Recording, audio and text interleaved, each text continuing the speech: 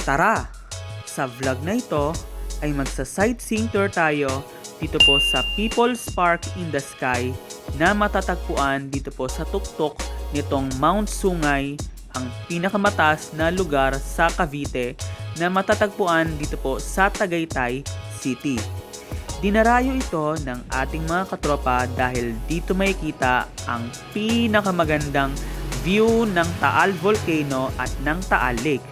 Kitang-kita mo palang mula dito ang napakagandang view, lalong-lalo na itong mga ulap na ito dito po mismo sa tuktok nitong Mount Sungay, ang People's Park in the Sky. Ito pong parking ito ay nagbubukas mula 6 AM ng umaga at 7 PM ng gabi at 50 pesos ang entrance fee dito. Tunay ngang hindi matatawaran ang napakagandang 360-degree view ng Taal Lake at itong Taal Volcano dito po sa People's Park in the Sky na nasa tuktok nitong Mount Sungay. Pero kaunting trivia lang mga katropa. Ito pong People's Park in the Sky or originally as Palace in the Sky ay isang unfinished o hindi natapos na mansyon na sinimulang itayo during the term of former President Ferdinand E. Marcos Sr. Ito po sana ay guest house or mansion para kay US President Ronald Reagan na nakatakda sanang bumisita sa Pilipinas. Ngunit hindi na natuloy ang pagbisita ni Reagan sa Pilipinas at naiwang abandonado o hindi natapos itong mansion na ito na nasa tuktok ng Mount Sungay. Pero noong 1990s, ito pong dating mansyon ay sinimulang i-convert into a public park na since then kilala na natin sa tawag na People's Park in the Sky. So ngayon guys, ang ganda ng panahon ngayon, hindi masyadong umulan. Although na makulimlim, pero mukhang nakisabay naman yung panahon. So makikita nyo yung signage.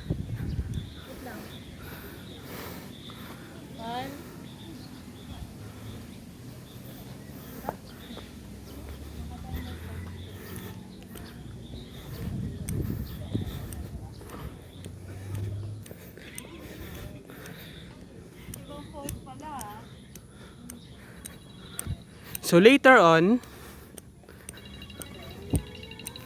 is makita natin itong napakagandang park na ito na supposedly is yan po ay mansion o kung tawagin ay Palace in the Sky.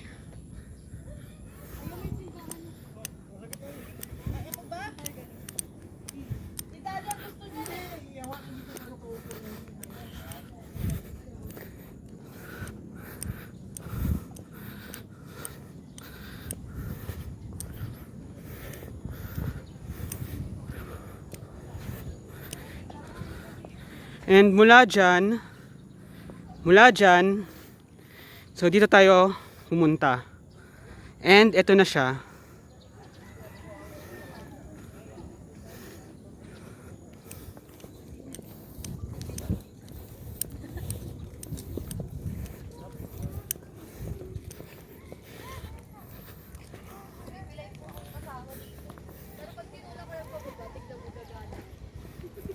Napakataas. So ito na yung pinakamataas na part ng Tagaytay City. Ayan.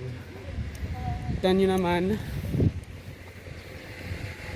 Napakataas.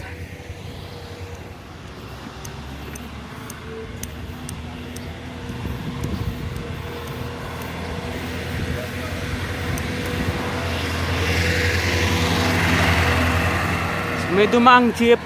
So kung hindi nyo naman trip maglakad, meron namang jeep na mag-atid sa inyo dyan, paakyat. 10 pesos lang. And ito na siya. Napakaganda.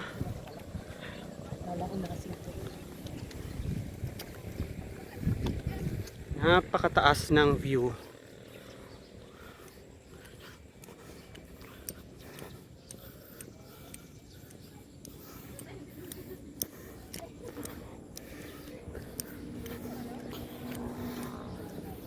So, napalakad tuloy tayo. And also, mahangin.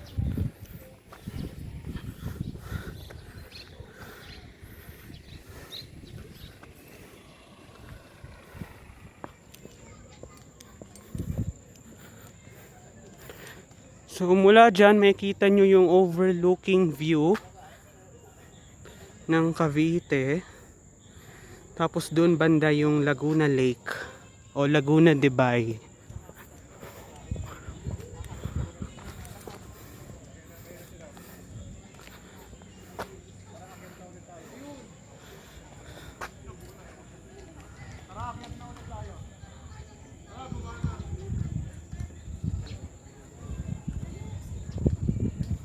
So makikita nyo yung overlooking view na kung saan ay natatakpan siya ng fog o ng ulap.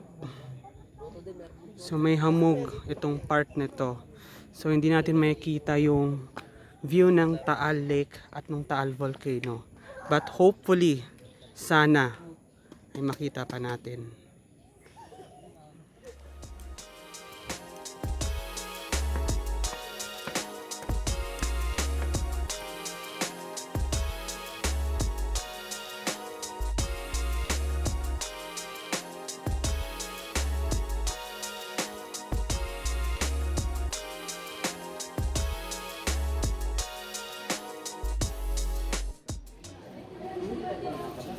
Witness how itong mga ulap na ito dyan sa may part na yan dito po sa People's Park in the Sky.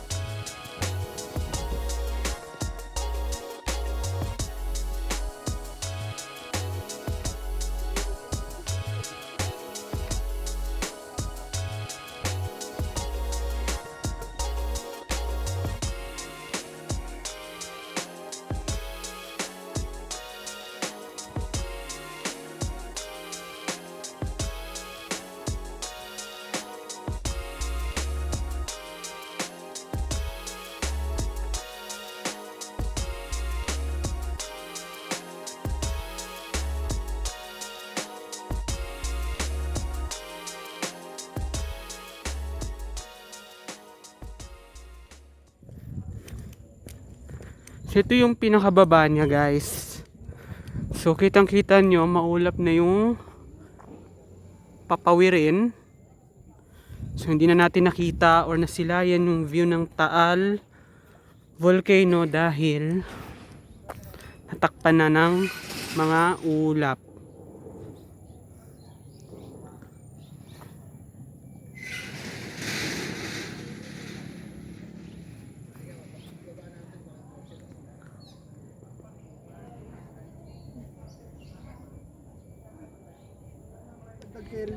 So ayan, nasilayan na natin finally itong Taal Volcano and itong Taal Lake.